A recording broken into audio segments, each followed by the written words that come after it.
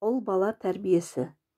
Әр халықтың бала тәрбиесіндегі өзіндік ерекшеліктері арқылы мәдени құндылықтары қалыптасады. Ата-бабамыз ол баланы ертеңгі абыройлы әке, қадірлі отағасы, елді қорғайтын батыр, би, ақын, ұлттың намысты азаматы ретінде әділдікке, қайсарлыққа, парасаттылыққа, өнерге, білімге, салт дәстүрімізді бағалауға тәрбиелеген.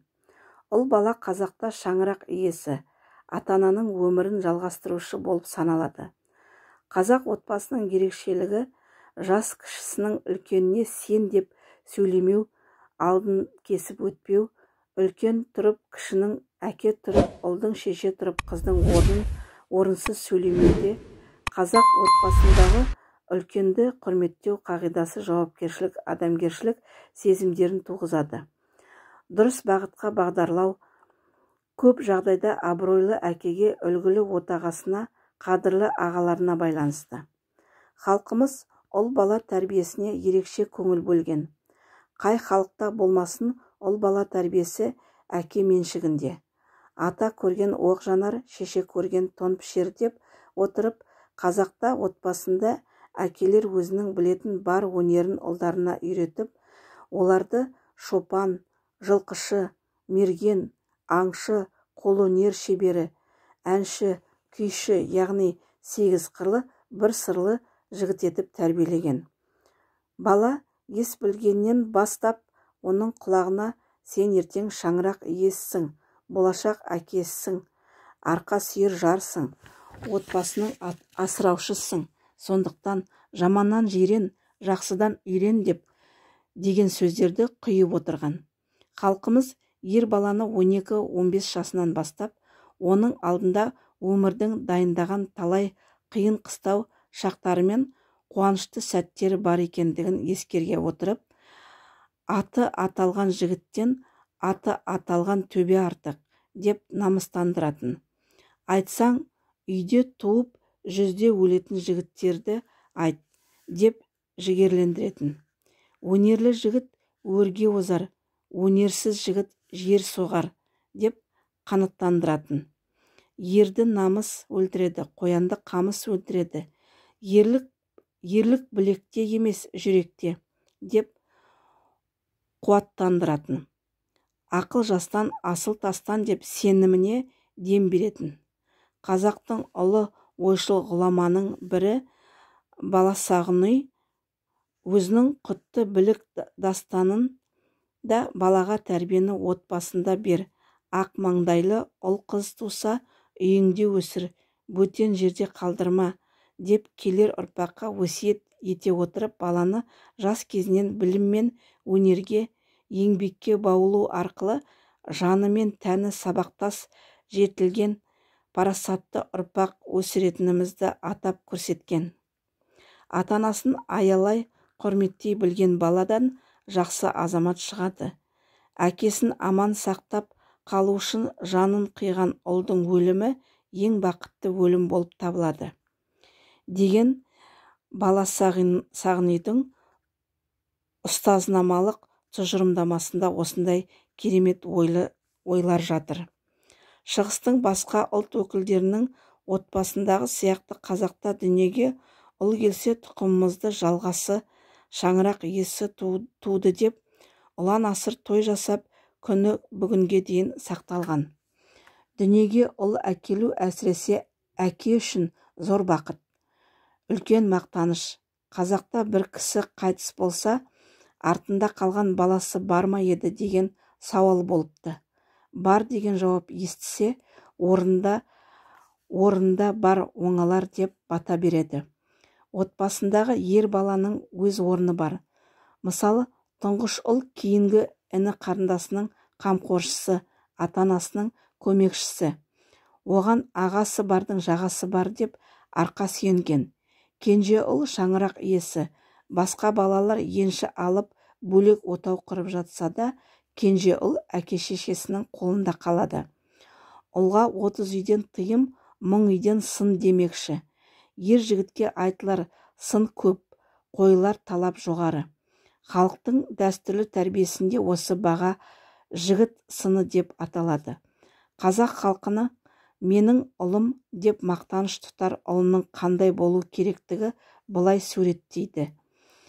Кескін келбетті, еңсегейлі бойлы, өткір көзді, қара қасты, кең маңдайлы, қыр мұрынды, кең иықты, жуан білекті, темір саусақты, қадір қасиетті, қырандай алғыр, сұңқардай өр, арыстандай айбатты, жолбарыстай қайратты, қасқырдай өжет, жау жүректі, жылқы мінезді, бұландай алып, сауысқандай сақ, қабілет икемі көсем жігіт, ел басқаратын жігіт, шешен жігіт, дау шешетін тұлға, батыр жігіт, еліне қамқор, жауына ала беретін жігіт, сері жігіт, аттың жүйрігін мініп, иттің алғырын ертіп, қыранның қырағысын баптап, ат құлағында ойнап, ер қаруы бес қаруды сайлай, мың құбылып, ән салып, күмбірлете күй тартатын өнерлі жігіт, жомарт жігіт, дастарқаны берекелі, пейілі кең, өзі жайдары, палуан жігіт, мойны жуан, жауырыны қақпақтай, бұлшық еті темірдей, қимылы шапшаң, иненің көзінен өтердей епті, алып күш иесі. Қазақта атадан тығылым алмаған ұл жаман, анадан өнеге көрмеген қыз жаман. Атасыз ұл ақылға жарымас, анасыз қыз жасауға жарымас деген ұлағатты сөз бар. Сондықтан ұлттық тәрбиенің бұрынғы әдістерін бүгінгі күн талабы аясында жаңаша қарастырған жөн. Ата-бабамыз жасап, сомдап кеткен жігіттің моделін одан әрі бүгінгі күннің талабына сай жетілдіріп, өсіп келе жатқан өскелең ұрпағымызды бойында дарыту, тағдырдың қандай тәлкегін көрсе де, қайсарлығы мен тектілігін жоғалтпаған дана халықтың ұрпағы екендігін ұғындыру, олардың бойында мақтаныш сезімін туғызу ата-ананың білдіретін бір міндеті. Қыздардың анасына, ұлдардың әкесіне еліктейтіні анық. Ұл бала әкесіне ұқсас болғанын қалайды. Ұл үшін әкесінен асып түсер мықты адам жоқ. Қазақта үстелдің төрінде әкенің тұрақты орны бар. Оған басқа ешкім отырмайды. Балалары әкесі нан ауыз тигеннен соң ғана тамақтануға кіріседі. Сосын әкелерінің ас қайыруынан соң ғана орындарынан тұрады. Әкенің мінезі құлқы, өзгелермен қарым-қатынасы ұл баланың көз алдындағы үлгі өнеге алатын, соған қарап өсетін нысанасы. Қазақтың біреудің баласы жақсы азамат болса, оның әкесі немесе атасы жақсы кісі еді, көргенді бала екен, өнегелі жерден шыққан ғой деп мақтайды. Ұл тәрбиелей отырып, жер иесін тәрбиелейміз. Қыз тәрбиелей отырып, ұлтты тәрбиелейміз. Отбасындағы тәрбие әрбір мүшенің өзін-өзі сақтау, ұрпақты жалғастыру, өзін-өзі сыйлау қажеттілігінен туындайды. Баланы дұрыс тәрбиелеу отбасында алдымен жанұя жағдайы, онда қалыптасқан оң моральдық психологиялық ахуал, татулық пен өзара түсіністік, сүйіспеншілік пен сыйластық, отбасы мүшелерінің бір-біріне деген құрмет сезімдері, яғни отбасындағы кіршіксіз таза мөлдір көңіл-күй тікелей ықпал етеді. Қазақта ұлдар әкесі немесе атасының бойында жақсы қасиет пен өнерін үйреніп өскен. Ата өнерін ұрпағының қуу, оны мирас ету қазақ отбасыларына жиі кездесетін дәстүр.